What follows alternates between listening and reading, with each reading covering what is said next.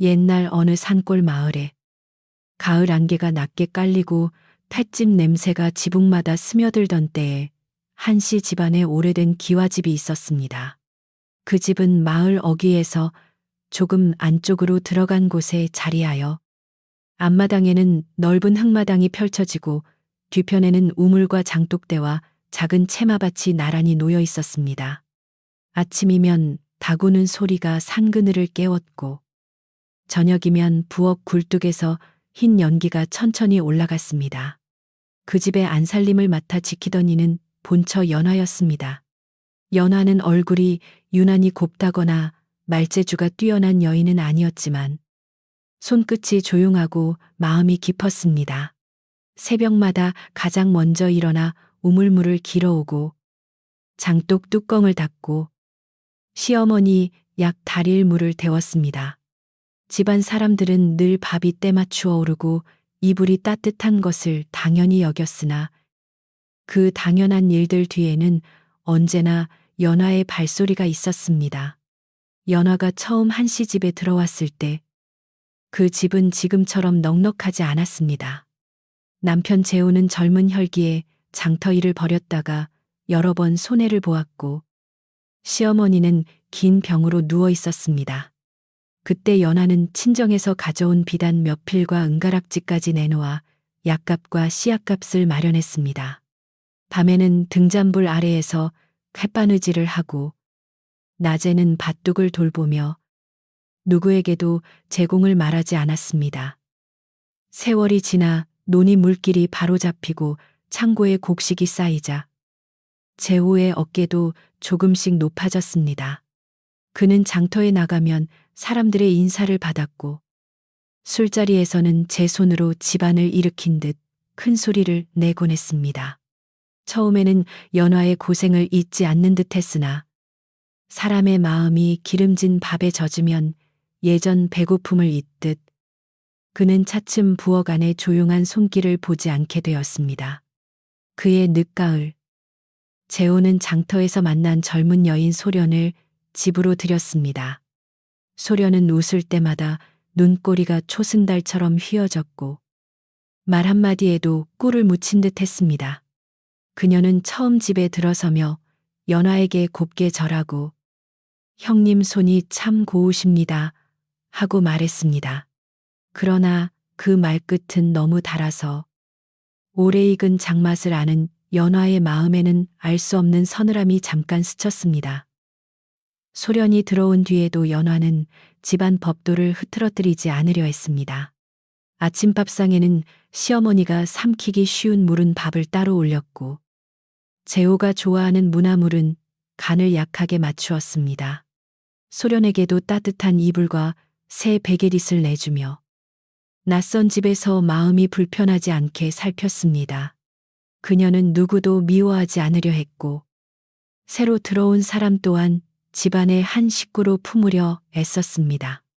하지만 소련의 눈은 늘 연화의 허리춤에 묶인 열쇠 꾸러미로 향했습니다. 창고 열쇠, 귀주 열쇠, 약재함 열쇠, 장방 열쇠까지 모두 연화가 지니고 있었습니다. 그것은 권세가 아니라 오래 맡은 책임이었으나 소련에게는 집안에서 가장 높은 자리를 뜻하는 것처럼 보였습니다. 그녀는 부엌문 뒤에서 연화가 장부를 적는 모습을 바라보며 속으로 저 조용한 손을 밀어내야 한다고 생각했습니다. 하루는 소련이 재호의 술잔을 따르며 나직이 말했습니다. 서방님, 이 큰 집에 어찌하여 창고 열쇠가 아직도 형님 손에만 있나요? 재호는 처음에는 웃어 넘겼지만 소련은 서두르지 않았습니다.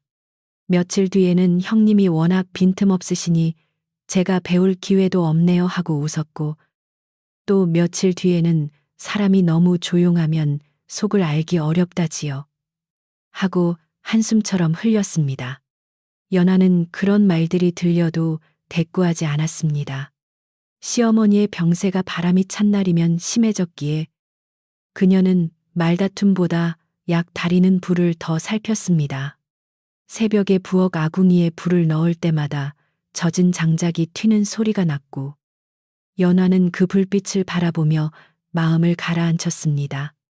집안이 흔들려도 밥은 끓어야 하고, 사람이 미워도 병든 이의 약은 식지 않아야 한다고 여겼습니다. 마을 사람들은 한씨 집 앞을 지나며 전보다 다른 기운을 느꼈습니다. 예전에는 해가 뜨기 전부터 마당이 쓸려 있었고 장독대가 반짝였으나 요즘은 소련의 웃음소리와 재호의 큰 소리가 담장 너머로 먼저 흘러나왔습니다. 빨래터의 안악들은 본처가 너무 순하면 집안이 오히려 어지러워진다더라 하고 속삭였습니다. 그러나 연화가 물동이를 이고 지나가면 모두 입을 다물고 고개만 숙였습니다. 한씨 집에는 집 뒤편에 오래된 빈집이 하나 있었습니다. 본래는 돌아가신 시아버지가 젊은 시절 손수 지은 작은 사랑채였으나 세월이 지나 기둥이 기울고 지붕이 새면서 아무도 머물지 않게 되었습니다. 지금은 부러진 지게, 젖은 장작, 쓰지 않는 항아리 조각들이 쌓인 채 바람만 드나들었습니다. 연화는 그곳을 지날 때마다 언젠가 깨끗이 치워야겠다고 마음먹었으나 늘 다른 일이 먼저였습니다. 시어머니는 병상에서 연화를 자주 불렀습니다. 연화야, 물 한 모금만 다오. 연화는 곧장 달려가 따뜻한 물을 식혀드렸고 이불 속 발끝이 찬지 손으로 살폈습니다. 노인은 흐린 눈으로 며느리를 바라보며 미안함과 고마움이 섞인 숨을 내쉬었습니다. 하지만 재호는 어머니 방 앞을 지날 때에도 바쁜 척 걸음을 재촉했고 소련은 병든 방 냄새가 싫다며 향주머니만 흔들고 들어가지 않았습니다. 그럼에도 소련은 겉으로는 다정한 척했습니다. 마당에서 연화와 마주치면 형님, 오늘은 제가 부엌일을 도울까요? 하고 묻고는 막상 솥뚜껑이 무겁다며 손을 빼곤 했습니다. 장독대에 가서는 어느 항아리에 간장이 있고 어느 항아리에 고추장이 있는지 묻다가도 연화가 차근차근 알려주면 저는 아직 서툴러서요 하며 웃었습니다. 그 웃음은 부드러웠으나 연화의 마음엔 자꾸 가는 금이 생겼습니다. 재호는 소련의 웃음에 점점 길들었습니다. 예전에는 저녁밥 뒤 연화에게 논이 물길이나 장터빚을 의논했지만 이제는 소련의 방에서 차를 마시며 하루를 보냈습니다. 연화가 장부를 들고 찾아가면 그는 귀찮은 듯 손을 저으며 말했습니다. 그런 일은 네가 늘 알아서 하지 않았느냐. 그 한마디에 연화는 더 말하지 못하고 돌아섰습니다. 등 뒤에서는 소련의 낮은 웃음소리가 바람처럼 흘렀습니다. 연화가 가장 걱정한 것은 제 서러움이 아니었습니다. 그녀는 집안의 곡식이 어디에 얼마나 있는지, 겨울을 날 장작이 충분한지, 시어머니 약재가 끊기지 않을지, 그것만 생각했습니다. 그러나 집을 지키는 마음은 남이 알아주지 않으면 때로 어리석음처럼 보이는 법이었습니다.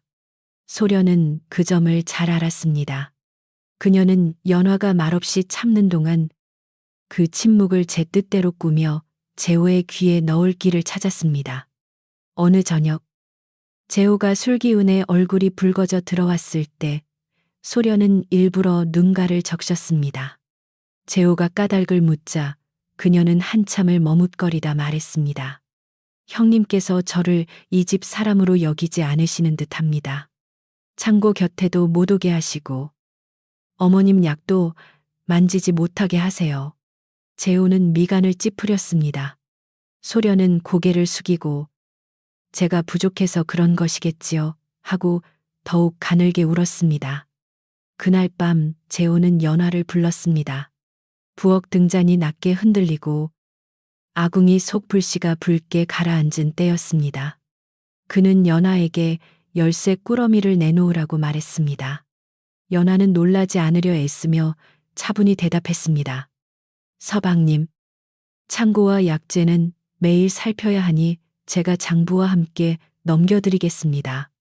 그러나 재호는 그 말마저 핑계로 들었습니다. 그는 소련이 있는 쪽을 힐끗 보고 목소리를 높였습니다. 연화는 열쇠를 두 손으로 받쳐 내밀었습니다. 쇠붙이들이 서로 부딪히며 작게 울렸고 그 소리는 오래 지켜온 세월이 한순간에 풀리는 소리처럼 들렸습니다. 재호는 그것을 받아 소련 앞에 놓았습니다. 소련은 놀란 척 손을 저었으나 눈빛 깊은 곳에는 숨기지 못한 기쁨이 반짝였습니다. 연화는 그 빛을 보았지만 아무 말도 하지 않았습니다. 그저 시어머니 방 쪽으로 고개를 돌렸습니다. 다음 날부터 집안의 작은 질서가 어긋나기 시작했습니다.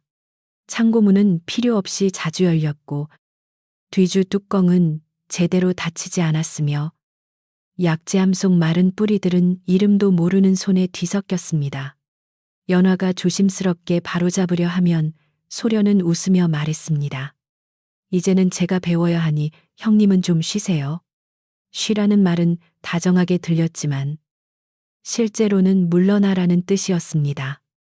연화는 그 뜻을 알아도 참았습니다. 시어머니의 기침이 깊어지던 날, 연화는 약탕기 곁에서 이상한 냄새를 맡았습니다. 늘 쓰던 약초와 조금 다른 쓴내가 섞여 있었습니다. 그녀는 곧바로 불을 낮추고 약재를 하나하나 살폈습니다. 그때 소련이 문가에 서서 형님은 제가 한 일마다 의심하시네요. 하고 말했습니다.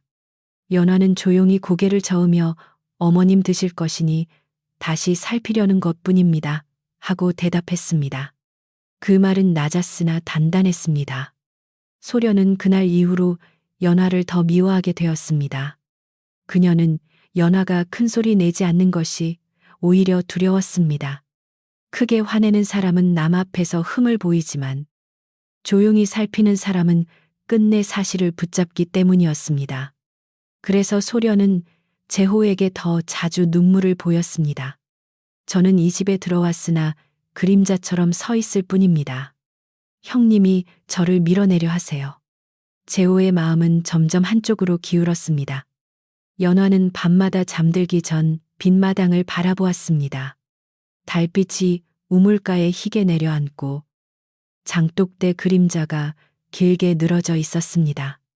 예전 같으면 재호가 추운 밤에 어깨라도 덮으라며 옷을 걸쳐 주었을 텐데 이제 그런 기억은 오래된 베개리 속 향처럼 희미했습니다. 그녀는 슬펐으나 원망을 키우지 않으려 했습니다. 다만 이 집이 사람들의 욕심 때문에 무너지지 않기를 바랐습니다. 며칠 뒤 마을의 늙은 여인 명할멈이 한시 집 앞을 지나갔습니다. 명할멈은 예전에 큰 흉년이 들었을 때 연화가 몰래 보리쌀 한 대와 된장 한 종지를 나누어 주어 목숨을 이은 사람이었습니다. 그녀는 우물가에서 물을 뱉는 연화의 마른 손목을 보고 오래 바라보다가 낮고 분명하게 말했습니다. 집을 지키는 사람은 울기 전에 문고리 소리부터 살피는 법이야. 연화는 그 말을 마음 깊이 담았습니다. 그날 저녁 연화는 마당과 창고 뒤편을 천천히 둘러보았습니다. 낙엽 위에는 작은 발자국들이 어지럽게 찍혀 있었고 창고 문턱에는 쌀겨가 조금 흩어져 있었습니다. 그녀는 그것을 손끝으로 쓸어보며 이상하게 여겼습니다. 아직 무엇이 잘못되었는지 다 알 수는 없었지만 집 안에 바람이 바뀌었다는 것은 분명했습니다. 부엌으로 돌아온 연화는 불씨를 살려두고 조용히 장부의 빈줄을 펼쳤습니다. 그녀는 그 밤부터 작은 일들을 빠짐없이 적었습니다. 어느 날 창고가 몇 번 열렸는지, 어느 항아리 뚜껑이 바뀌었는지, 시어머니 약재가 언제 줄었는지, 소련이 누구와 담장 밖에서 속삭였는지까지 조심스럽게 적었습니다. 이는 누군가를 해치려는 마음에서가 아니었습니다. 억울한 말이 집안을 뒤덮을 때 말보다 오래 남는 것은 흔적이라 믿었기 때문입니다. 연화는 그 장부를 낡은 반적고리 아래 깊숙이 숨겼습니다. 한편 재호는 집안이 어딘가 어수선해졌음을 느끼면서도 그 까닭을 연화에게 돌렸습니다. 소련은 그가 의심을 품을 때마다 바로 옆에서 한숨을 쉬었습니다. 형님께서 마음이 상하신 뒤로 일부러 손을 놓으신 것 같아요. 재호는 그 말을 듣고 분노와 미안함이 뒤섞인 얼굴이 되었습니다. 연화가 평생 해온 일이 보이지 않던 사람에게는 연화가 잠시 손을 늦춘 것처럼 보이는 모든 변화가 죄가 되었습니다.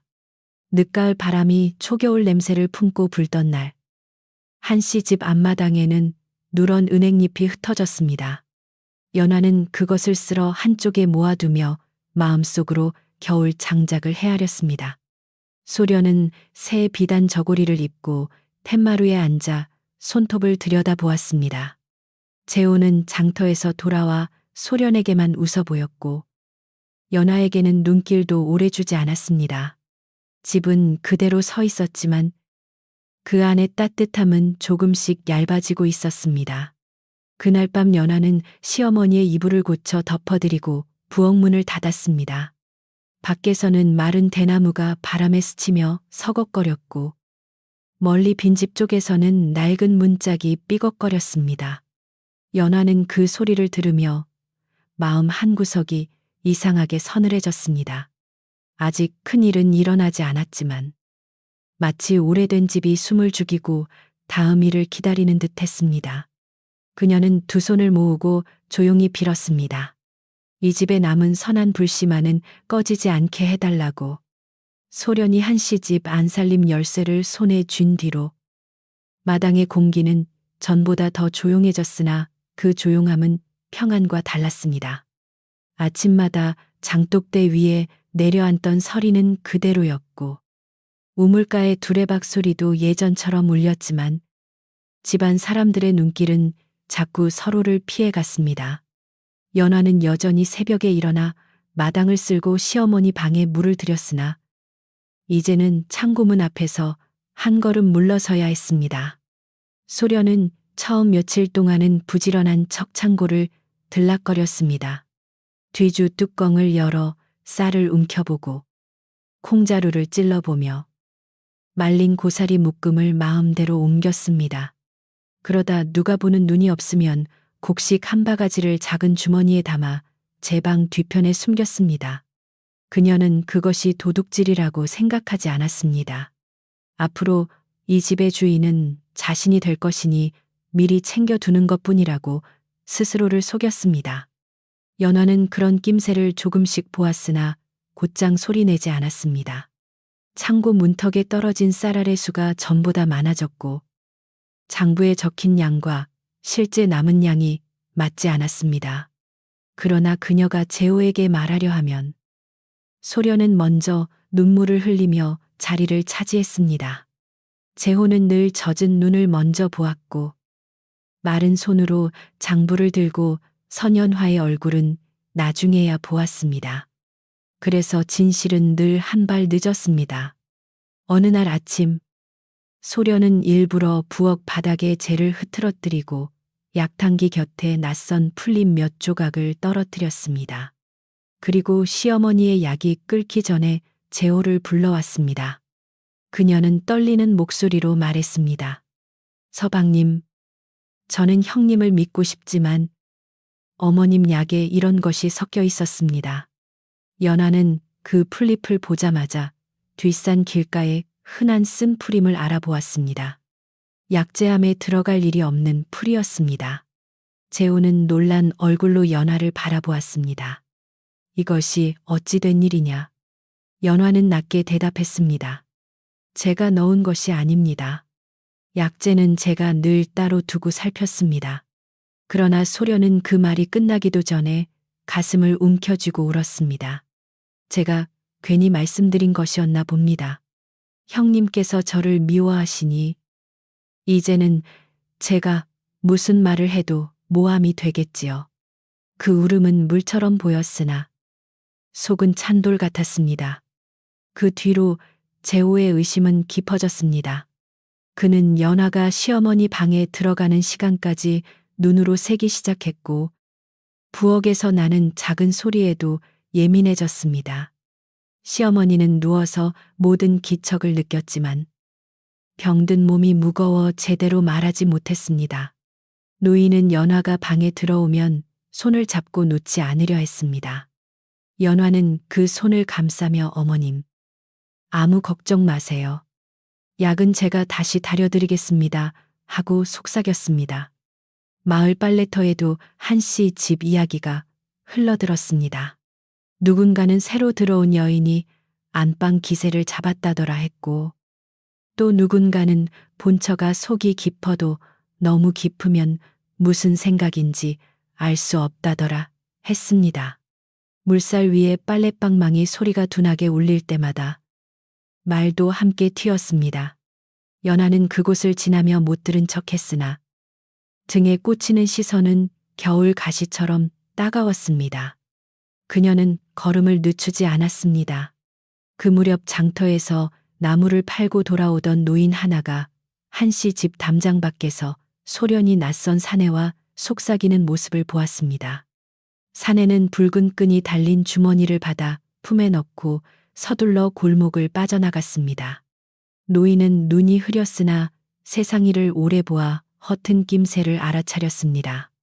그는 우물가에서 물을 냈던 명알멈에게 이 일을 말했고, 명알멈은 곧장 연화를 찾아가 한마디를 남겼습니다. 소문보다 먼저 발자국을 보아라. 연화는 그 말을 듣고 더욱 조심스레 집안을 살폈습니다. 창고 뒤편에는 낯선 집신 자국이 몇 번이나 겹쳐 있었고, 담장 아래 흙은 누군가 밟아 무너진 듯 했습니다. 그녀는 손끝으로 흙을 만져보며 마음속에 두었습니다. 아직 사람들 앞에서 말하기에는 부족했지만 집안에 들어온 어둠이 소련 혼자만의 것이 아니라는 느낌이 들었습니다. 연화는 그날 밤 장부에 세 줄을 더하고 발자국 모양까지 조심스레 그려 넣었습니다. 소련은 연화가 말없이 움직이는 것이 점점 불안했습니다. 조용한 사람의 침묵은 어리석음이 아니라 기다림일 수 있다는 것을 그녀도 알고 있었습니다.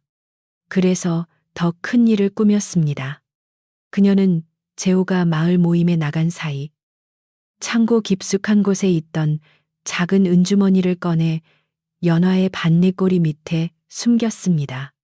그 은주머니는 시아버지 제사 때 쓰려고 따로 보관하던 돈이었습니다. 소련은 그것을 숨기며 입술 끝을 가늘게 올렸습니다.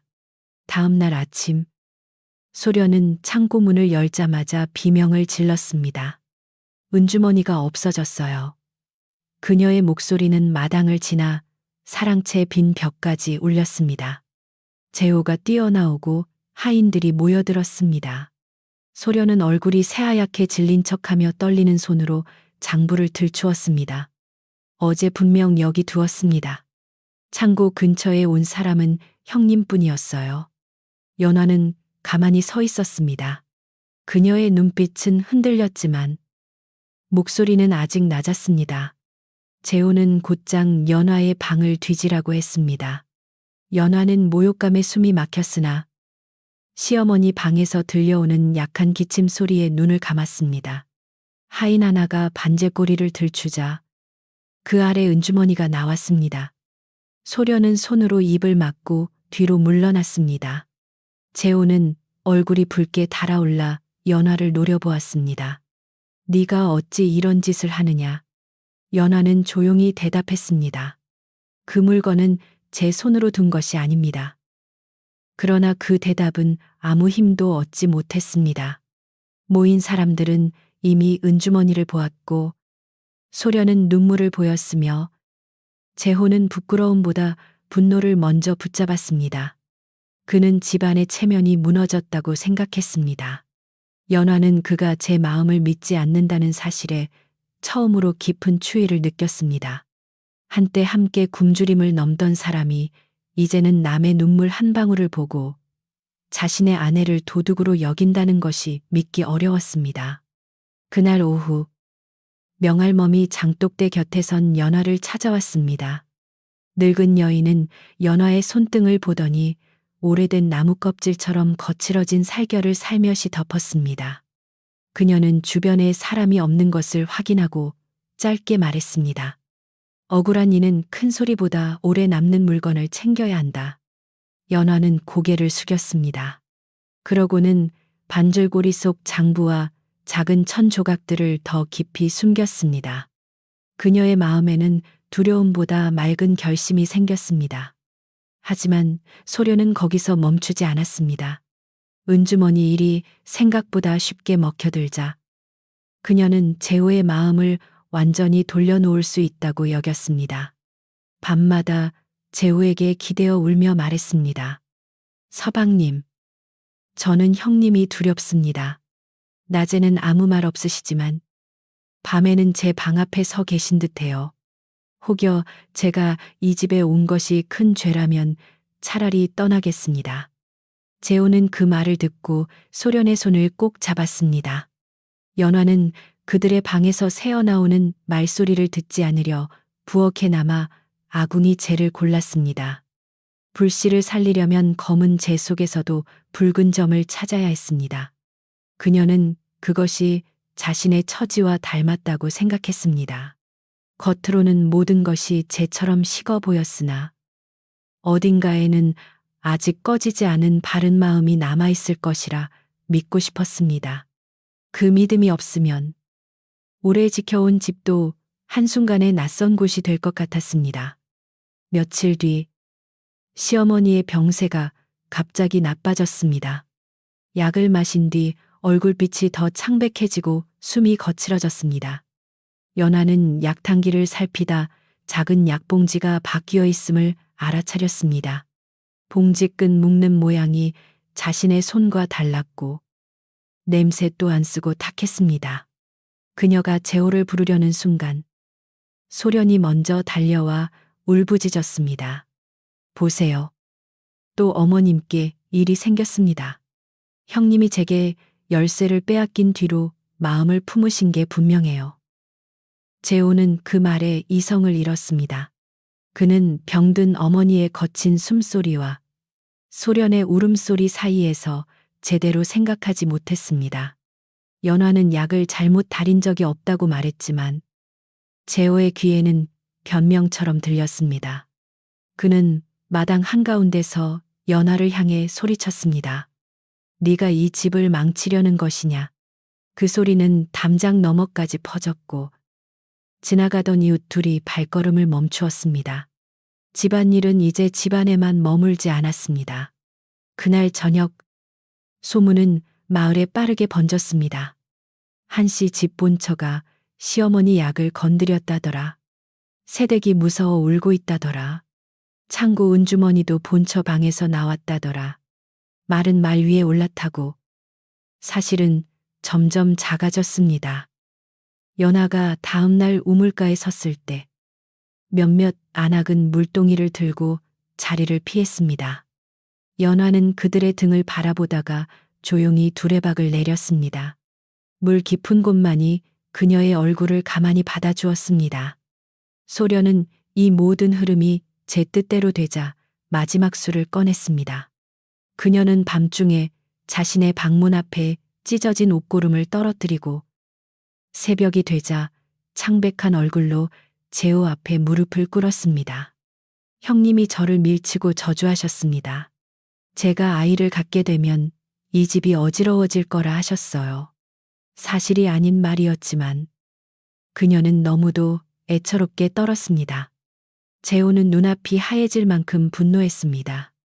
연화는 그 말을 듣고 처음으로 소련을 똑바로 바라보았습니다. 그녀의 눈에는 슬픔이 깊었으나 미움은 없었습니다. 나는 그런 말을 한 적이 없습니다. 사람의 아이를 두고 저주하는 입은 제게 없습니다. 그러나 소련은 바닥에 엎드려 더 크게 울었습니다. 재호는 더 들으려 하지 않았습니다. 이미 마음이 기울어진 사람에게는 낮은 진실보다 큰 울음이 더 쉽게 닿는 법이었습니다. 마당의 공기는 얼음처럼 굳어졌습니다. 바로 그때 명할멈이 대문 밖에 서 있었습니다. 그녀는 안으로 들어오지는 못하고 문기둥에 손을 얹은 채 재호를 바라보았습니다. 재호가 험한 얼굴로 남의 집안일에 끼지 마시오 하자 명할멈은 눈을 내리깔고 한마디만 했습니다.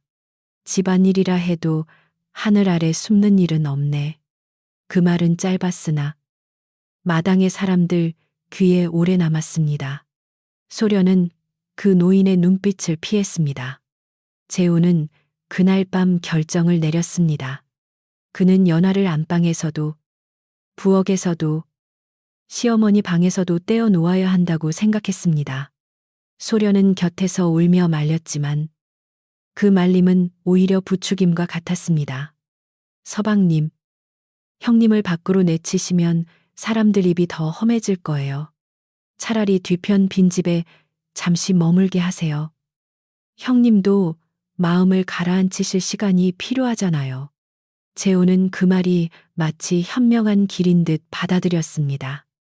늦은 밤, 바람이 빈 대나무 울타리를 흔들 때 재호는 하인 둘을 불러 연화를 뒤편 빈집으로 보내라 명했습니다. 연화는 시어머니 방으로 한번 가게 해달라고 했지만 재호는 허락하지 않았습니다.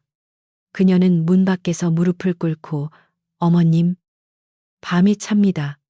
이불 끝을 잘 여미세요. 하고 낮게 말했습니다. 방 안에서는 노인의 가느다란 신음만 들렸습니다. 그 소리가 연화의 가슴을 오래 붙들었습니다. 연화가 들고 갈 수 있었던 것은 낡은 솜이불 하나와 식은 밥 한 그릇, 그리고 작은 등잔뿐이었습니다. 그녀는 누구에게도 매달리지 않았습니다. 마당을 가로지를 때 달빛이 그녀의 흰버선 위에 차갑게 내려앉았습니다. 소련은 금마루 그늘에 서서 입술을 깨물며 울먹이는 얼굴을 했지만 눈 깊은 곳에는 숨긴 웃음이 있었습니다. 재호는 그 웃음을 보지 못했습니다. 그는 자신이 집안을 지키는 중이라 믿었습니다. 빈집 문은 오래 닫혀 있어 밀 때마다 먼지가 일었습니다. 문짝은 삐걱이며 열렸고 안에서는 눅눅한 나무 냄새와 오래된 집 냄새가 섞여 나왔습니다. 천장 한쪽은 내려앉아 있었고 구석에는 부서진 지게와 깨진 항아리가 놓여 있었습니다. 연화는 문턱에 서서 잠시 숨을 골랐습니다.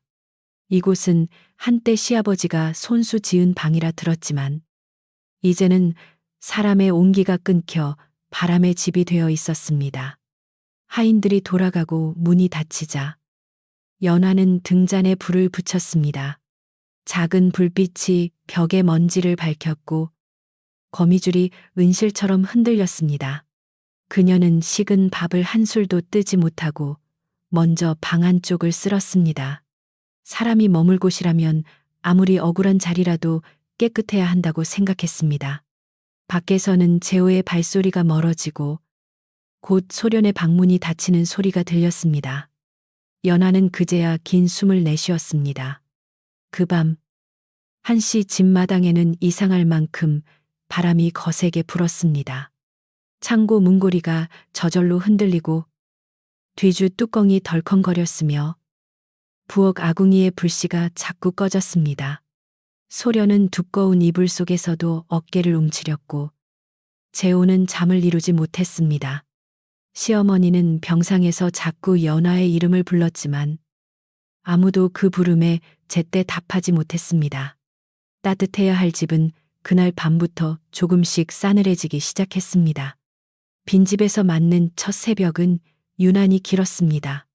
연화는 밤새 지붕 틈으로 스며드는 바람 소리를 들으며 거의 눈을 붙이지 못했습니다. 새벽닭이 멀리서 울었을 때 그녀는 낡은 소미불을 개어 한쪽에 놓고 방 안을 천천히 둘러보았습니다.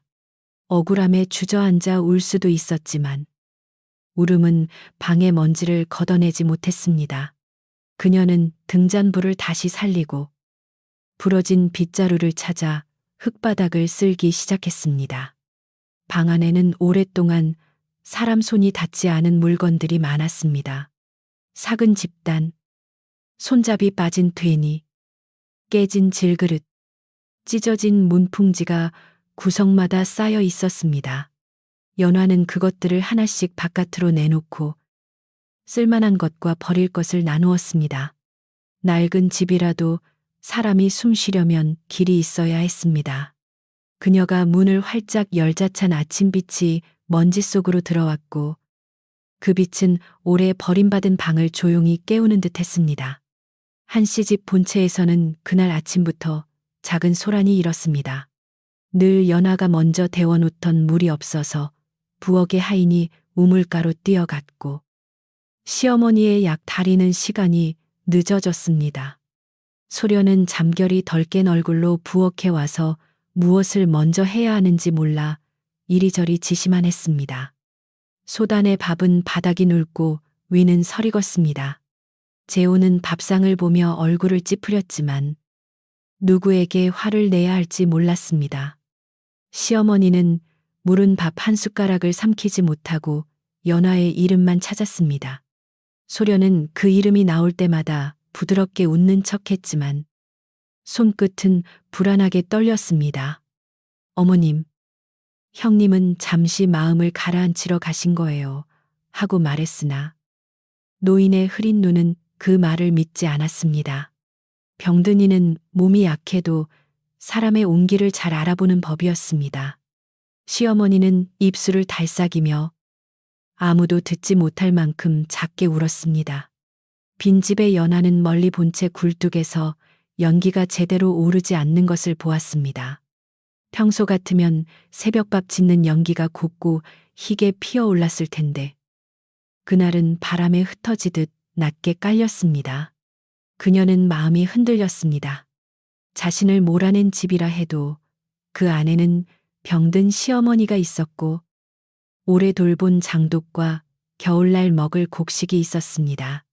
그러나 지금 섣불리 나서면 또 다른 죄로 몰릴 것을 알기에 그녀는 두 손만 꼭 쥐었습니다. 그녀는 빈집 뒤편에서 마른 나뭇가지를 주워 작은 불을 피웠습니다. 밥 한 그릇은 밤새 더 차가워졌지만 물을 조금 붓고 데우니 묽은 죽처럼 되었습니다. 연화는 그것을 천천히 먹으며 마음을 다잡았습니다. 누군가 자신을 버린 자리에서도 스스로를 함부로 버려서는 안 된다고 생각했습니다. 바람은 문틈으로 들어와 손끝을 시리게 했지만 아궁이의 작은 불씨는 그녀의 눈동자 속에서 조용히 흔들렸습니다. 낮이 되자 명할멈이 빈집 근처로 찾아왔습니다. 그녀는 허리를 굽힌 채 대나무 지팡이를 짚고 오다가 문 앞에 놓인 깨진 항아리와 쓸어낸 먼지를 보고 연화가 밤새 그냥 울고만 있지 않았음을 알았습니다. 명할멈은 작은 보자기 하나를 문턱에 놓았습니다. 그 안에는 보리떡 2개와 말린 무청 조금이 들어 있었습니다. 그녀는 연화를 오래 바라보다가 낮게 말했습니다.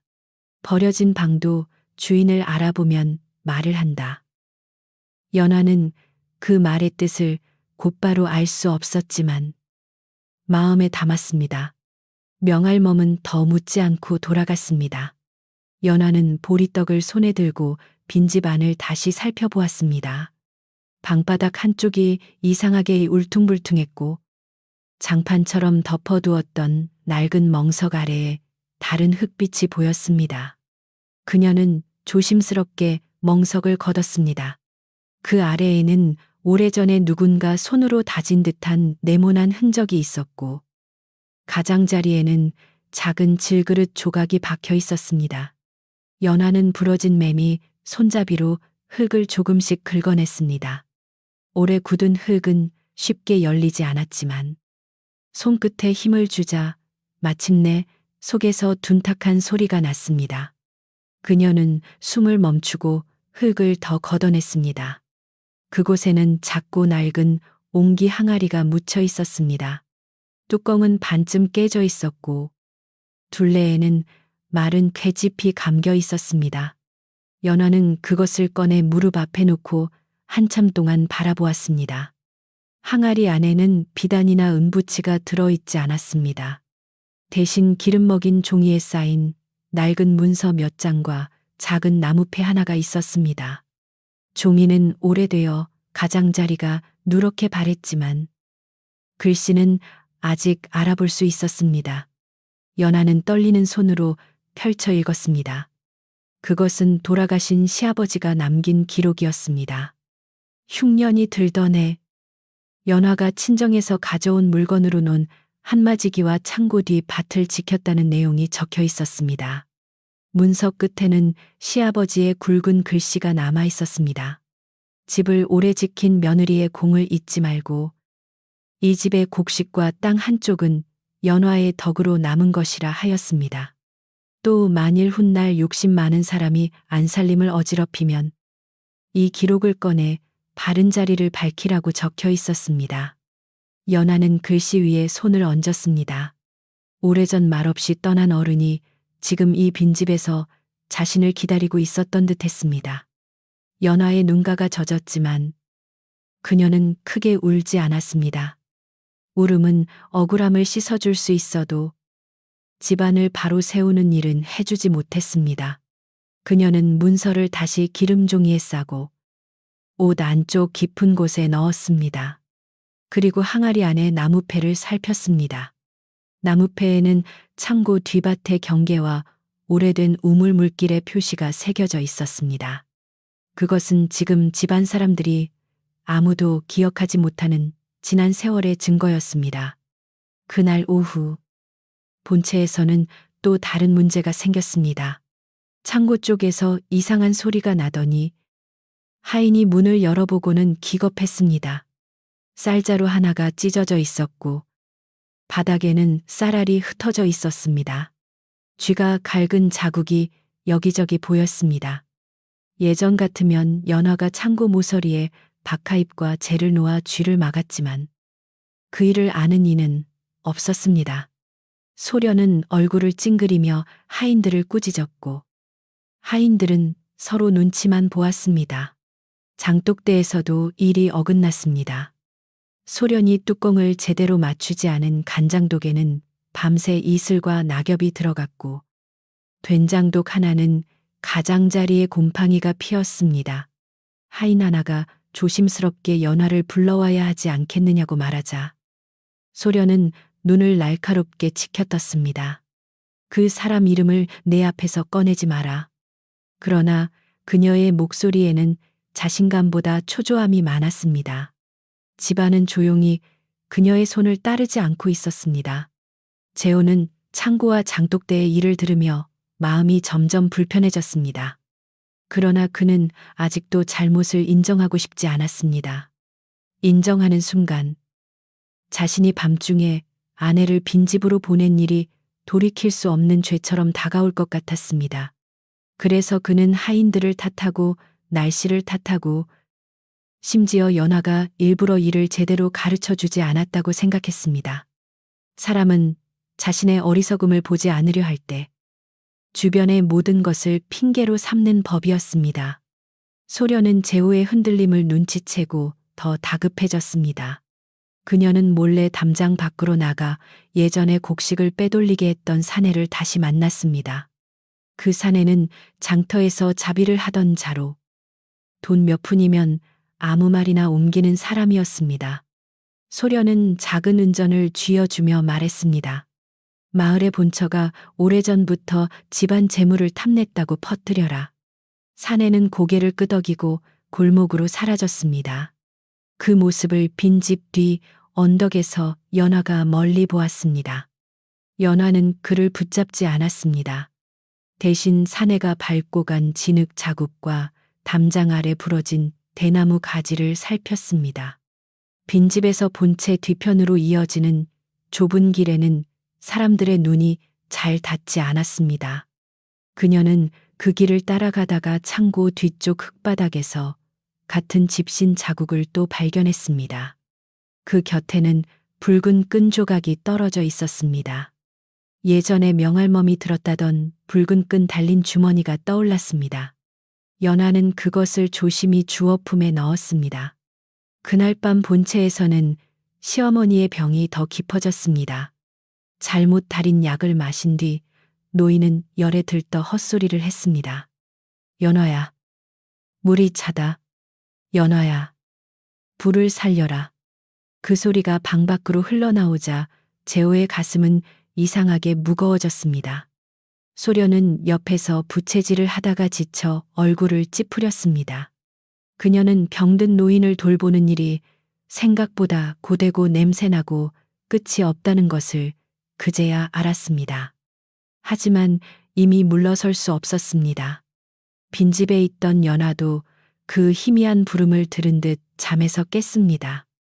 실제로 들렸는지 마음이 들은 것인지 알 수 없었습니다. 그녀는 문을 열고 본체 쪽을 바라보았습니다. 밤하늘에는 별이 차갑게 박혀 있었고 마당 너머 시어머니 방에는 희미한 불빛이 흔들렸습니다. 연화는 당장 달려가고 싶었지만 자신의 손이 닿는 순간 소련이 또 어떤 말을 지어낼지 알 수 없었습니다. 그녀는 문턱에 무릎을 꿇고 조용히 빌었습니다. 다음 날 아침, 명할멈은 다시 빈집으로 왔습니다. 연화는 그녀에게 낡은 문서와 붉은 끈 조각, 그리고 며칠 동안 적어둔 장부를 보여주었습니다. 명할멈은 글을 천천히 읽고 깊은 숨을 내쉬었습니다. 오래된 눈에도 진실은 흐려지지 않았습니다. 그녀는 연화를 바라보며 한마디만 했습니다. 사람들 앞에 설 때는 눈물보다 차례가 먼저다. 연화는 그 뜻을 알아듣고 무엇을 먼저 보이고 무엇을 나중에 말할지 마음속으로 정리했습니다. 마을에서는 한 시집 이야기가 더 크게 돌았습니다. 장터 사내가 퍼뜨린 말에 몇몇 사람은 고개를 끄덕였고 또 몇몇은 이상하다고 여겼습니다. 오래전 흉년에 연화에게 도움을 받은 이들이 있었기 때문입니다. 쌀 한 줌, 된장 한 숟갈, 낡은 솜저고리 한 벌을 받은 사람들은 그녀가 몰래 남의 것을 탐낼 사람이 아니라고 생각했습니다. 그러나 소문은 선한 기억보다 빠르게 달렸습니다. 그래서 명할멈은 사람들을 조금씩 불러 모을 때를 기다렸습니다. 빈집의 연화는 그 사이 더 많은 흔적을 모았습니다. 창고 뒤 흙을 작은 종이에 싸고 붉은 끈 조각을 문서와 따로 묶고 약봉지에 묶음 모양을 장부에 그렸습니다. 또한 시어머니가 마시던 약재 중 바뀐 것의 냄새와 빛깔도 적었습니다. 그녀는 배운 글이 많지는 않았지만 살림을 오래 맡은 사람답게 물건의 차이를 정확히 알았습니다. 단물의 깊이, 장맛의 변화, 약 추초의 쓴내는 거짓말을 하지 않았습니다. 그러던 중 본체에서는 큰 소동이 일어났습니다. 밤새 내린 이슬 때문에 제대로 덮지 않은 보리자루가 눅눅해졌고 아침 햇살에 말리려던 곡식 위로 갑자기 까마귀 떼가 내려앉았습니다. 하인들이 허둥지둥 쫓아냈지만 이미 많은 곡식 흩어졌습니다. 재우는 마당 한가운데 서서 망연히 바라보았습니다. 예전에는 이런 일이 생기기 전에 연화가 하늘빛과 바람 냄새를 보고 미리 대비했습니다. 그는 처음으로 그 사실을 어렴풋이 떠올렸습니다. 소련은 이 모든 불운이 연화의 저주 때문이라고 몰아가려 했습니다. 그녀는 재호 앞에서 떨며 말했습니다. 형님이 빈집에서 우리를 원망하고 계신 게 분명해요. 그분을 그냥 두면 더 큰 일이 날 거예요. 재호는 아무 말도 하지 못했습니다. 원망 때문인지 자신들의 서툰 손 때문인지 이제는 분간하기 어려웠습니다. 그때 시어머니 방에서 그릇 깨지는 소리가 들렸고 노인의 숨이 거칠어졌다는 하인의 외침이 이어졌습니다. 재호가 뛰어들어갔을 때 시어머니는 땀에 젖은 얼굴로 그의 손목을 붙잡았습니다. 노인은 힘겹게 입을 열어 연화에게 약을 맡겨라 하고 말했습니다. 그 한마디는 기침에 묻혀 거의 들리지 않았지만 재호의 귀에는 또렷이 박혔습니다. 소련은 곧바로 어머님이 열에 들떠 그러십니다 하고 막았지만 재호의 눈빛은 처음으로 흔들렸습니다. 병든 어머니가 마지막 힘으로 찾는 이름이 어찌 아무 까닭 없는 이름일 수 있겠습니까? 그날 저녁 재호는 빈집 쪽으로 몇 걸음 걸어가다 멈추었습니다. 자존심과 후회가 그의 발목을 동시에 붙잡았습니다. 문틈 사이로는 희미한 등잔빛이 새어나왔고 그 안에서 연화가 무언가를 정리하는 그림자가 보였습니다. 그녀는 쫓겨난 사람처럼 흐트러져 있지 않았습니다. 오히려 오래된 집을 깨우듯 차분했습니다. 재호는 문을 두드리지 못하고 돌아섰습니다.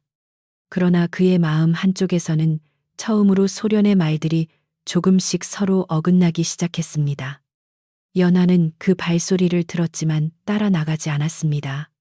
아직은 때가 아니었습니다.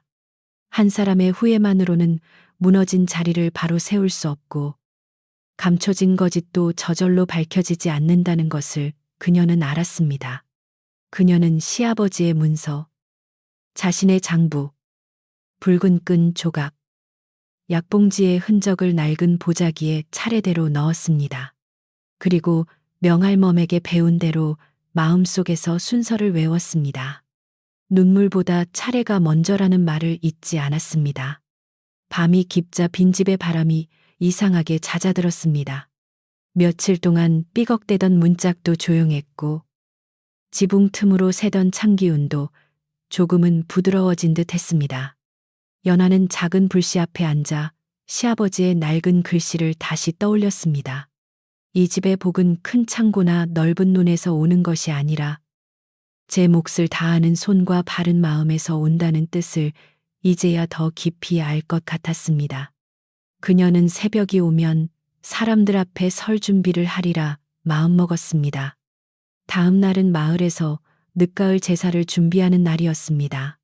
산 아래 논에서는 남은 뎁단을 거두고 집집마다 부엌에서 떡지는 김이 올랐습니다. 한씨 집도 예전 같으면 가장 먼저 마당을 쓸고 제상에 올릴 곡식과 과일을 가지런히 준비했을 터였습니다. 그러나 그날 아침 한씨 집 마당은 어수선했습니다. 보리자루는 덜 마른 채 한쪽에 쌓였고 장독대 곁에는 닦지 못한 물자국이 길게 남아 있었습니다. 소련은 사람들의 눈이 모일 것을 알자 얼굴을 곱게 단장했습니다. 붉은 댕기를 메고 새 저고리를 입은 뒤 일부러 툇마루에 앉아 가느다란 한숨을 내쉬었습니다. 누가 보면 집안일로 마음고생이 깊은 여인처럼 보이기를 바랐습니다. 재호는 마당 한가운데 서서 하인들에게 제사 준비를 재촉했지만 그의 목소리에는 예전 같은 힘이 없었습니다. 시어머니의 병세와 창고의 손실과 소문이 모두 그의 어깨를 무겁게 누르고 있었습니다. 명할멈은 아침 일찍 마을 사람 몇을 조용히 불렀습니다. 흉년의 연화에게 도움받은 이 장터 사내가 거짓 소문을 퍼뜨리는 것을 들으니 창고 뒤 낯선 발자국을 본 늙은 나무꾼까지 하나둘 한씨 집 근처로 모였습니다. 그들은 처음에는 남의 집안일에 끼어드는 것을 꺼렸지만 명할멈은 짧게 말했습니다. 거짓말이 담을 넘었으면 진실도 대문으로 들어가야 한다. 그 말에 사람들은 더는 발을 돌리지 못했습니다. 연화는 빈집 안에서 낡은 보자기를 단단히 묶었습니다. 그 안에는 시아버지의 문서와 나무패, 장부, 붉은 끈 조각, 바뀐 약봉지, 창고 뒤 흙을 싼 종이가 차례대로 들어 있었습니다. 그녀는 머리를 곱게 빗고 오래 입은 치마의 주름을 손으로 눌렀습니다. 억울한 사람이 사람들 앞에 설 때 옷매무새가 흐트러지면 말도 흐트러진다고 여겼습니다. 그녀는 문 앞에서 한 번 숨을 고르고 밖으로 나섰습니다. 빈집에서 본채까지 이어진 좁은 길은 며칠 전보다 짧게 느껴졌습니다. 연화가 걸어오자 먼저 하인 하나가 눈을 크게 떴고 곧 마당의 사람들이 고개를 돌렸습니다. 소련은 팻마루에서 벌떡 일어나 재호의 소매를 붙잡았습니다. 서방님, 형님이 또 무슨 일을 하시려나 봐요. 그러나 연화는 누구를 향해 달려들지도 큰 소리로 원망하지도 않았습니다. 그녀는 마당 가운데에 조용히 서서 보자기를 내려놓았습니다. 재호는 굳은 얼굴로 물었습니다. 누가 너를 나오게 했느냐? 연화는 두 손을 모으고 고개를 숙였습니다. 제가 억울함을 씻기 위해 나왔습니다. 이 집을 시끄럽게 하려는 것이 아니라 시끄러워진 까닭을 바로 보려는 것입니다. 그녀의 목소리는 낮았지만 마당 끝까지 닿았습니다. 소련은 비웃음을 삼키며 눈물을 준비하려 했으나 문 밖에 서 있는 마을 사람들의 얼굴을 보고 잠시 말문이 막혔습니다. 명할멈이 대문 안으로 들어와 연화 곁에 섰습니다. 늙은 몸은 작았지만 그가 선 자리는 이상하게 든든해 보였습니다. 재호가 못마땅한 얼굴을 하자 명할멈은 눈을 내리깔고 말했습니다. 오늘은 울음이 아니라 물건을 보러 왔네. 그 말에 마당의 웅성거림이 잦아들었습니다. 연하는 보자기를 풀어 가장 먼저 낡은 문서를 꺼냈습니다. 기름 먹인 종이는 바람에 조금 떨렸고 누렇게 바랜 글씨가 햇빛 아래 드러났습니다. 연하는 문서를 재호 앞에 펼쳐놓았습니다. 돌아가신 아버님께서 남기신 글입니다. 흉년이 들던 해 제가 친정에서 가져온 물건으로 창고 뒤 밭과 논 한 자락을 지켰다고 적혀 있습니다. 재호의 얼굴이 굳었습니다. 그는 아버지가 남긴 이런 문서가 있다는 사실을 알지 못했습니다. 마을의 늙은 나무꾼이 다가와 글씨를 살피더니 말했습니다. 이 필체는 돌아가신 한 어른의 것이 맞소. 내가 젊을 때 여러 번 보았소. 소련은 급히 끼어들었습니다. 오래된 종이 하나로 무엇을 밝힐 수 있나요? 형님이 빈집에서 찾아냈다니 더 수상합니다. 연하는 소련을 바라보지 않고 다음 물건을 꺼냈습니다. 그것은 나무패였습니다. 거기에는 창고 뒤 밭의 경계와 우물 물길이 새겨져 있었습니다. 명할멈이 사람들에게 보여주자 예전 물길을 기억하는 노인 둘이 고개를 끄덕였습니다. 맞다. 그 밭은 한때 빚으로 넘어갈 뻔했지. 그때 며느리가 살렸다는 말이 있었네. 재호는 그제야 오래전 기억의 조각을 떠올렸습니다. 젊은 날, 어머니 약값이 없어 집안이 침묵에 잠겼던 밤. 연화가 친정 보따리를 말없이 풀던 모습이 희미하게 떠올랐습니다. 그는 그때 고맙다는 말조차 제대로 하지 않았습니다. 소련은 그의 눈빛이 흔들리는 것을 보고 다급히 울음을 터뜨렸습니다. 서방님, 지금 형님이 옛 공을 내세워 제 죄를 덮으려는 겁니다. 은주머니는 분명 형님 방에서 나왔잖아요. 연화는 그 말을 기다린 듯 반예고리 아래에서 발견되었던 은주머니의 이를 차분히 꺼냈습니다. 그녀는 먼저 자신의 장부를 펼쳤습니다. 거기에는 창고가 열리고 닫힌 날짜와 시간, 쌀과 콩에 줄어든 양, 소련이 열쇠를 받은 뒤 어긋난 수량이 적혀 있었습니다. 그리고 은주머니가 사라지기 전날, 소련이 창고에 혼자 들어간 시간이 표시되어 있었습니다. 하인 하나가 조심스럽게 앞으로 나와 말했습니다. 그날 작은 마님이 저를 밖으로 보내셨습니다. 소련의 얼굴에서 피가 조금 빠졌습니다. 그러나 그녀는 곧 이를 악물고 말했습니다. 하인이 잘못 본 것입니다. 저는 집안을 배우려 했을 뿐이에요. 연화는 이번에는 붉은 끈 조각을 꺼냈습니다. 창고 뒤와 담장 아래에서 찾았습니다. 장터 사내가 품에 넣고 다니던 주머니 끈과 같습니다. 대문 밖에 서 있던 늙은 나무꾼이 나섰습니다. 내가 보았소. 저 여인이 담장 밖에서 붉은 끈 달린 주머니를 한 사내에게 건넸소. 마당의 사람들 사이에서 낮은 웅성거림이 번졌습니다. 소련은 나무꾼을 향해 날카롭게 말했습니다. 노인의 눈이 흐려 잘못 보신 겁니다. 그러자 명할멈이 뒤를 돌아보았고 장터에서 소문을 들은 아낙 하나가 앞으로 나왔습니다. 그 사내가 빨래터 근처에서 본처가 재물을 탐냈다고 말하고 다녔습니다. 그런데 말끝마다 같은 말을 되풀이해 이상했습니다. 사람들은 서로 눈을 마주 보았습니다. 소문이 저절로 돈 것이 아니라 누군가의 손을 탄 듯했습니다. 연화는 아직 끝내지 않았습니다. 그녀는 작은 종이에 싼 흙을 펼쳤습니다. 이 흙은 창고 뒤 담장 밑에 진흙입니다. 같은 집신 자국이 며칠 동안 남아 있었습니다. 재호는 그 흙을 보며 말을 잃었습니다.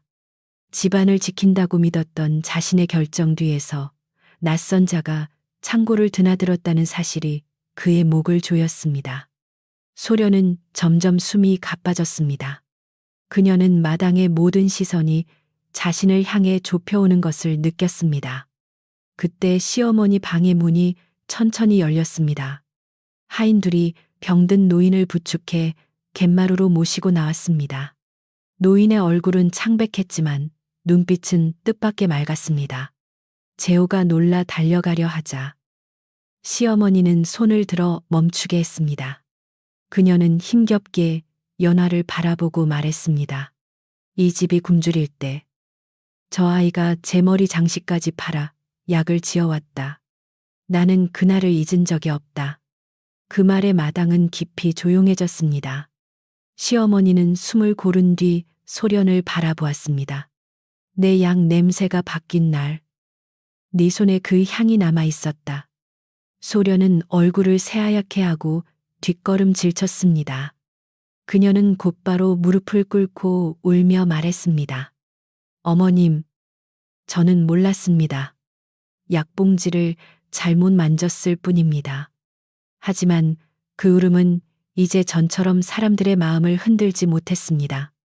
이미 너무 많은 물건과 증언이 제자리를 찾아서 있었기 때문입니다. 눈물은 차례 앞에서 힘을 잃었습니다. 재호는 소련에게 물었습니다. 은주머니를 연화의 방에 둔 것도 네가 한 일이냐? 소련은 입술을 떨며 아니라고 하려 했지만 하인 하나가 또 앞으로 나왔습니다. 그는 그동안 두려워 말하지 못한 일을 털어놓았습니다. 그날 작은 마님께서 반제꼬리를 옮기라 하셨습니다. 저는 이상했지만 명령이라 따랐습니다. 소련은 하인을 노려보았으나 이미 늦었습니다. 그녀의 거짓은 실을 잃은 바느질처럼 한꺼번에 풀어지고 있었습니다. 마을 사람들은 더 이상 속삭이지 않았습니다. 누구도 큰 소리로 소련을 욕하지 않았지만 침묵은 더 무거웠습니다. 소련은 마지막으로 재호에게 매달렸습니다. 서방님, 저는 다만 이 집에서 자리를 얻고 싶었습니다. 형님이 너무 커 보여서 두려웠습니다. 그 말 속에는 후회보다 원망이 더 많았습니다. 연하는 그 모습을 조용히 바라보았습니다. 그녀는 소련이 미워서 무너뜨리려 한 것이 아니라 집을 무너뜨리는 거짓을 멈추게 하려 했을 뿐이었습니다. 재호는 마당 한가운데에서 무릎을 꿇었습니다. 그는 연화 앞에 머리를 숙이고 말했습니다. 내가 어리석었다. 내 손으로 지킨 집에서 너를 빈집으로 보냈다. 그의 목소리는 갈라졌고 얼굴에는 부끄러움이 깊었습니다. 그러나 연화는 곧장 용서한다 말하지 않았습니다. 그녀는 잠시 시어머니를 바라보고 마당의 사람들을 바라본 뒤 낮게 말했습니다. 집이 다시 서려면 먼저 제자리로 돌아가야 할 것들이 있습니다. 그 말에 재호는 고개를 들었습니다. 연화는 차분히 이어 말했습니다. 창고 열쇠는 장부와 함께 다시 제자리로 돌아와야 합니다. 어머님 약은 아는 손이 살펴야 합니다. 그리고 거짓으로 사람을 모함한 이는 더 이상 부엌과 창고에 손대지 않아야 합니다. 그 말은 분노의 칼이 아니라 집안을 정리하는 빗자루 같았습니다. 사람들은 그제야 연화가 복수하려는 것이 아니라 무너진 질서를 바로 세우려 한다는 것을 알았습니다. 소련은 그 말을 듣고 더 울었지만 이미 그녀에게 남은 자리는 없었습니다. 재호는 하인들에게 소련의 물건을 챙기게 하고 당분간 친정으로 돌려보내라 명했습니다. 소련은 갯마루에서 내려오며 마지막으로 연화를 흘겨보았습니다. 그러나 연화는 그 눈빛을 받지 않았습니다. 그녀는 시어머니의 이불을 고쳐 덮어드리는 일에 마음을 두었습니다. 마당 밖으로 소련의 발소리가 멀어지자 한시 집에 오래 눌려있던 숨이 조금 풀렸습니다. 그날 오후 연화는 곧장 부엌으로 들어갔습니다. 많은 사람이 아직 마당에 남아 있었지만 그녀는 말보다 먼저 불을 살려야 한다고 생각했습니다. 아궁이 속재를 걷어내자 아주 작은 붉은 불씨가 남아 있었습니다. 그녀는 마른 솔가지를 넣고 천천히 바람을 불어넣었습니다. 불길이 살아나며 부엌 벽에 따뜻한 빛이 번졌습니다. 하인들은 누가 시키지 않아도 물을 길어오고 장작을 패고 솥을 씻기 시작했습니다. 연화는 시어머니의 약을 새로 골랐습니다. 약지함 속에서 잘못 섞인 풀을 빼내고 마른 뿌리와 대추와 생강을 차례대로 씻었습니다. 재호는 문가에 서서 그 모습을 바라보았습니다. 예전에는 너무 익숙해서 보이지 않던 손길이 이제는 집을 붙드는 기둥처럼 보였습니다. 그는 무엇이라 말하고 싶었지만 연화는 약탕기 뚜껑을 덮으며 낮게 말했습니다. 지금은 말보다 불 조절이 먼저입니다. 재호는 고개를 숙이고 물러났습니다. 마당에서는 명할멈과 마을 사람들이 젖은 곡식을 다시 펼쳤습니다. 늙은 나무꾼은 햇볕이 잘 드는 쪽으로 자리를 잡아주었고 빨래터, 안악들은 까마귀가 내려앉지 못하게 대나무 장대를 세웠습니다.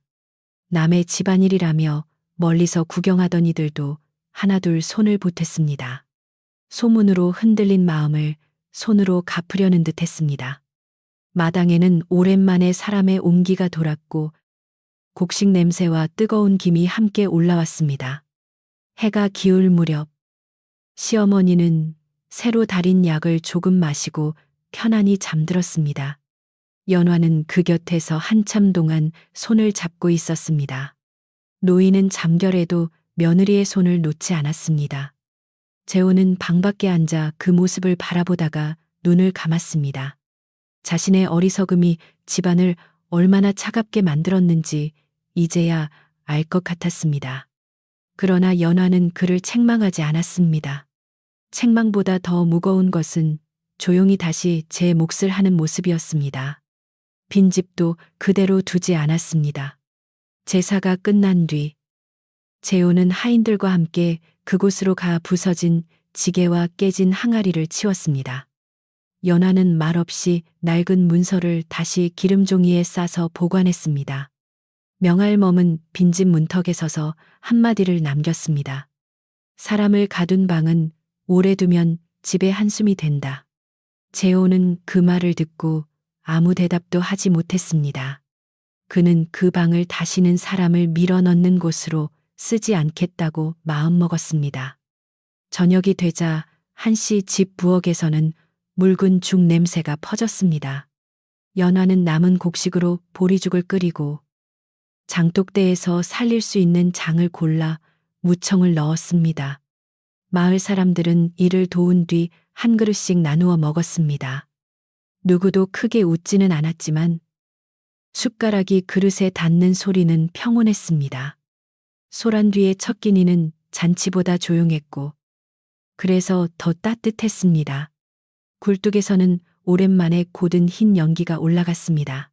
그 밤 한씨 집 마당은 낮에 소란을 천천히 내려놓았습니다. 장독 뚜껑은 바르게 닫혔고 창고 문고리는 다시 제자리에 걸렸으며 시어머니 방에는 은은한 약 냄새가 머물렀습니다. 재호는 대문 앞에서 오래 서 있다가 빈집 쪽을 바라보았습니다. 그곳은 아직 낡았지만 더 이상 연화를 가두는 어둠은 아니었습니다. 연화는 부엌문을 닫으며 낮게 숨을 내쉬었습니다. 집은 한순간에 따뜻해지지 않았지만 찬바람은 멈추기 시작했습니다. 소련이 떠난 뒤에도 한씨 집이 곧바로 옛날처럼 따뜻해진 것은 아니었습니다. 사람의 마음의 난금은 장독의 금보다 더 오래 눈에 보이지 않고 한번 찬바람이 든 방은 불을 지펴도 한동안 서늘한 법이었습니다. 그러나 그날 이후 집안의 소리는 달라졌습니다. 아침마다 창고문은 조심스레 열리고 닫혔고 부엌에서는 연화가 약재를 고르는 소리와 물 끓는 소리가 차분히 이어졌습니다. 마당을 지나던 하인들도 이제는 발걸음을 낮추었습니다. 연화는 다시 안살림을 맡았지만 예전처럼 모든 것을 혼자 등에 지려 하지 않았습니다. 그녀는 창고 장부를 펼쳐 하인들에게 곡식의 양을 함께 세게 했고 장독대에 뚜껑 맞추는 법도 하나하나 알려주었습니다. 부엌길을 배우려는 젊은 하녀에게는 쌀 씻는 물빛을 보여주며 말했습니다. 밥은 손보다 마음이 먼저 급하면 눌어붙는다. 그 말은 꾸짖음이 아니라 오래된 살림의 숨결 같아서 듣는 이가 부끄러움 없이 배울 수 있었습니다. 재호는 며칠 동안 연화 앞에 쉽게 서지 못했습니다. 그는 대문 기둥을 고치고 창고 뒤 담장을 새로 세우고 빈집의 지붕을 살피는 일에 몸을 썼습니다. 예전 같으면 하인들에게 시키고 말았을 일을 직접 하니 손바닥에 물집이 잡혔습니다. 연하는 그 물집을 보고도 지나친 다정함을 보이지 않았습니다. 다만 저녁상 옆에 따뜻한 물 한 사발을 놓아두었습니다. 재호는 그 물을 오래 바라보다 조용히 마셨습니다. 시어머니의 병세는 천천히 가라앉았습니다. 연하가 다시 달인 약은 쓰지만 맑은 냄새가 났고 노인은 한 숟갈씩 마신 뒤 긴 숨을 편히 내쉬었습니다. 어느 오후 햇살이 문살에 걸려 방 안에 가늘게 내려앉을 때 시어머니가 연화의 손을 잡고 말했습니다. 내가 더 일찍 말했어야 했다. 연화는 고개를 저었습니다. 어머님이 살아계신 것만으로도 저는 충분합니다. 그 말에 노인은 눈을 감고 눈가에 작은 물기를 남겼습니다. 마을 사람들은 한동안 한시집 이야기를 조심스럽게 꺼냈습니다. 빨래터에서는 지난 소문을 부끄러워하는 이들이 연화가 지나가면 먼저 인사를 했고 장터에서는 늙은 나무꾼이 사람들에게 말했습니다. 눈물 많은 말보다 낡은 장부가 더 정직하더라. 그 말은 여러 집의 부엌과 마당으로 퍼졌습니다. 사람들은 이제 연화를 가엾은 본처라 부르지 않고 한시 집을 다시 세운 사람이라 불렀습니다. 연화는 그런 말을 들어도 그저 고개만 낮추었습니다. 늦가을은 어느새 초겨울 문턱에 닿았습니다.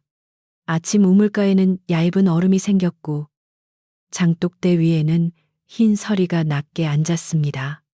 연화는 서리가 녹기 전에 장독 뚜껑을 살피고 겨울 김치를 담글 배추를 마당 한쪽에 쌓았습니다. 재호는 말없이 곁에서 소금 항아리를 옮겼습니다. 예전에는 이런 일을 하찮게 여겼던 사람이 이제는 항아리의 무게를 양손으로 느끼고 있었습니다. 연화는 그 모습을 보며 아무 말 없이 배추잎을 다듬었습니다. 빈집은 조금씩 달라졌습니다. 재호는 기울어진 기둥을 바로 세우고 새짚을 얹어 지붕을 덮었습니다. 부서진 문짝은 새나무로 갈고 바람이 들던 벽 틈에는 진흙을 발랐습니다. 그는 그 일을 하며 여러 번 손을 멈추었습니다. 이 방에 연화를 들여보냈던 밤의 차가운 달빛이 아직도 눈앞에 남아 있었기 때문입니다. 그러나 후에만 붙잡고 서 있으면 방은 고쳐지지 않았습니다. 그는 다시 망치를 들었습니다. 연화는 그 빈집을 사람이 갇히는 곳이 아니라 머물 수 있는 곳으로 바꾸자고 했습니다. 겨울 장작을 마르게 보관하고 길 가던 가난한 나그네가 눈을 피할 수 있게 하며 흉년이 오면 마을 아이들에게 죽을 나눌 수 있는 방으로 쓰자는 뜻이었습니다. 재호는 처음에는 놀랐으나 곧 고개를 숙였습니다. 자신이 부끄러운 마음으로 피하고 싶은 장소를 연화는 다시 쓸모있는 온기로 바꾸려 했습니다. 그것이 그를 더 깊이 부끄럽게 했습니다. 명할멈은 며칠에 한 번씩 한시집에 들렀습니다. 그녀는 대문 앞에서 마당이 쓸린 모양을 보고 굴뚝 연기가 곱게 오르는지를 보고 장독 뚜껑이 바로 놓였는지를 보았습니다. 어느 날 연화가 빈집에 말린 무청을 걸고 있을 때 명할멈은 지팡이를 짚고 서서 말했습니다. 용서는 있는 것이 아니라 바른 자리에 다시 불을 놓는 일이다. 연화는 그 말을 듣고 오래 고개를 숙였습니다. 불은 이미 작게 살아나고 있었습니다. 소련에게서 온 소식은 한동안 없었습니다. 어떤 이는 그녀가 친정에서 크게 꾸지람을 들었다고 했고, 어떤 이는 장터 가까운 먼 친척 집으로 갔다고 했습니다. 연화는 그 소문을 캐묻지 않았습니다. 미움은 오래 들고 있으면 손에 가시가 박히는 물건과 같았습니다. 그녀는 소련이 다시 거짓으로 남의 집을 흔들지 않기를 바랐을 뿐입니다. 마을 사람들도 더는 소련의 이름을 길게 말하지 않았고, 겨울 준비에 마음을 돌렸습니다. 첫눈이 내리기 전날, 한씨 집에서는 김장을 했습니다. 마당에는 절인 배추가 줄지어 놓이고, 큰 함지박에는 고춧가루와 마늘과 생강 냄새가 퍼졌습니다. 연화는 하녀들과 함께 배추 사이사이에 양념을 넣었고, 시어머니는 방 안에서 창문을 조금 열어 그 소리를 들었습니다.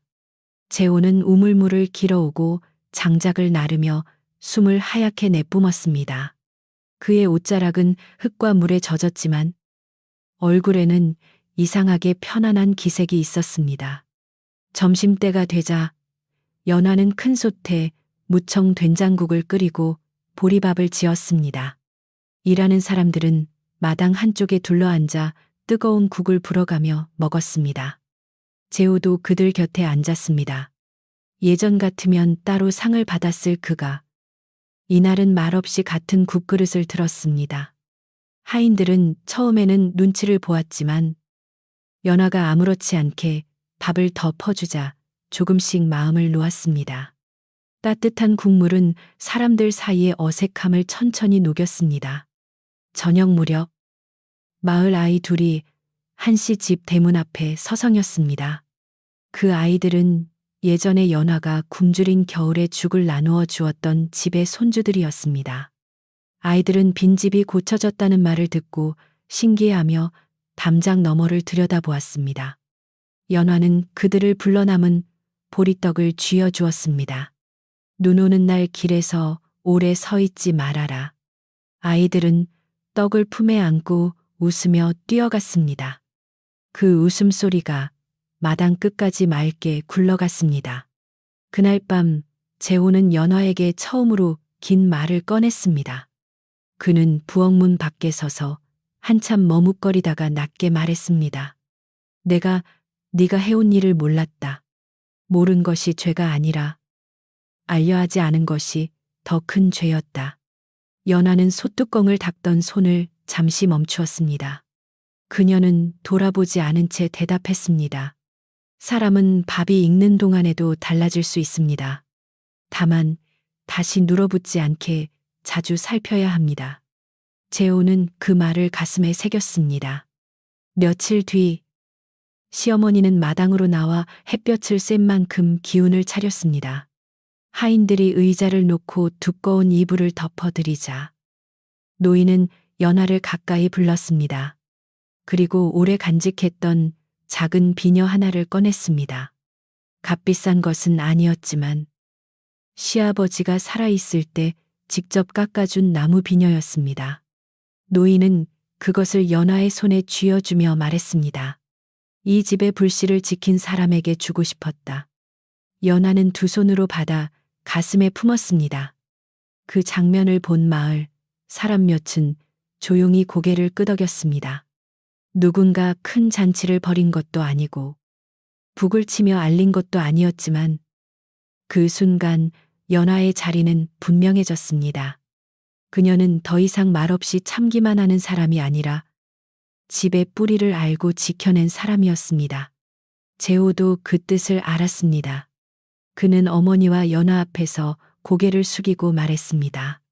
앞으로 이 집의 큰일은 연화와 함께 의논하겠습니다. 그 말은 늦었지만 가벼운 말은 아니었습니다.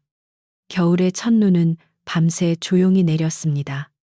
아침이 되자 초가지붕과 장독대와 빈집 지붕이 모두 하얗게 덮였습니다. 연화는 문을 열고 마당에 첫 발자국을 남겼습니다. 눈 밟는 소리가 부드럽게 울렸고 찬 공기 속에서 굴뚝 연기는 곱고 따뜻하게 올랐습니다. 빈집 문 앞에는 재호가 새로 걸어둔 작은 등불이 흔들렸습니다. 지나가던 나그네가 눈을 피할 수 있도록 밤새 꺼지지 않게 해둔 불이었습니다.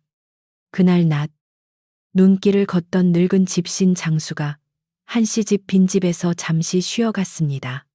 연화는 그에게 뜨거운 숭늉 한 사발과 김치 한 접시를 내주었습니다. 집신 장수는 손을 녹이며 말했습니다. 이 집은 문턱부터 따뜻하군요. 연화는 조용히 웃었습니다. 한때 그 문턱은 그녀가 눈물 삼키며 넘던 곳이었지만 이제 누군가의 얼어붙은 발을 쉬게 하는 자리가 되었습니다. 세상 일은 그렇게 마음에 따라 모습을 바꾸기도 했습니다. 재호는 빈집 앞마당에 눈을 쓸며 그 말을 들었습니다. 그는 빗자루를 잠시 멈추고 연화를 바라보았습니다. 그녀는 집신 장수의 젖은 겉옷을 말릴 자리를 살피고 있었습니다. 그 모습은 예전과 같으면서도 달랐습니다. 예전의 연화는 자신을 잊고 집을 지켰고 지금의 연화는 자신을 잃지 않으며 집을 지켰습니다. 재호는 그 차이를 이제야 배웠습니다. 그는 다시 빗자루를 들고 눈을 한쪽으로 모았습니다. 겨울이 깊어갈수록 한씨 집의 살림은 다시 자리를 잡았습니다.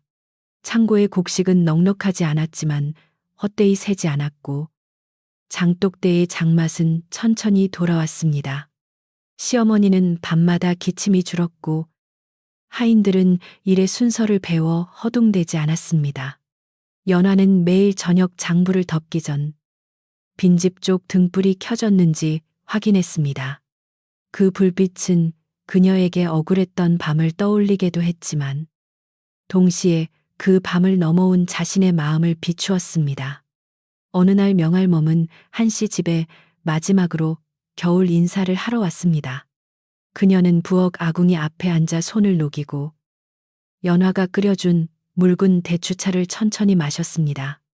재호가 공손히 고개를 숙이자 명할멈은 그를 길게 꾸짖지 않았습니다.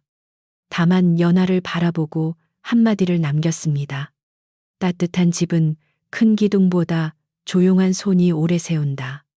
그 말에 부엌 안의 사람들은 모두 잠시 말없이 불빛을 바라보았습니다. 그날 저녁 한씨 집에는 작고 따뜻한 밥상이 차려졌습니다. 보리밥과 무청국, 잘 익은 김치와 콩조림뿐인 소박한 상이었지만 모두의 손이 같은 방향으로 모였습니다. 시어머니는 연화가 떠준 국을 천천히 마셨고 재호는 밥그릇을 두 손으로 받쳐들었습니다. 하인들에게도 같은 국이 나누어졌습니다. 밖에는 눈이 내려 마당을 덮었지만 부엌 안에서는 아궁이 불이 났고 고르게 타올랐습니다. 그 불빛이 사람들의 얼굴을 부드럽게 어루만졌습니다. 밥을 다 먹은 뒤 연화는 문을 열고 마당을 바라보았습니다. 하얀 눈 위로 발자국들이 여러 갈래 나 있었지만 모두 다시 집 안으로 이어져 있었습니다.